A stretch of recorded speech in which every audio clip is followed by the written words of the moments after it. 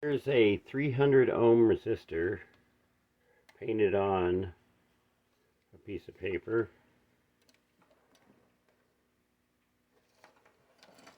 using school glue and graphene.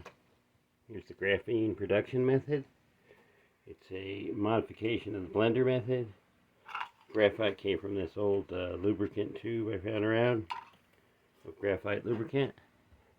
The soap is some dish soap.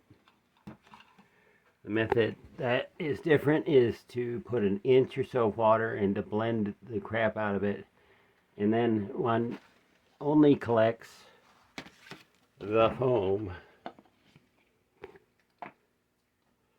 because the foam has all the goods on it.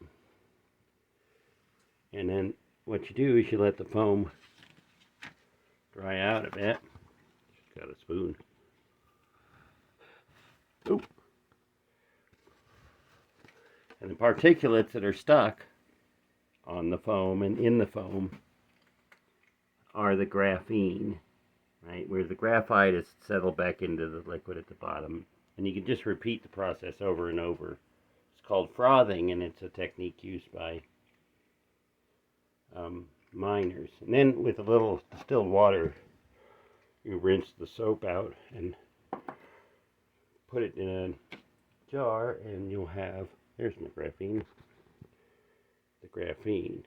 And I just mixed that with the school glue and made a quick resistor test. So that's the method.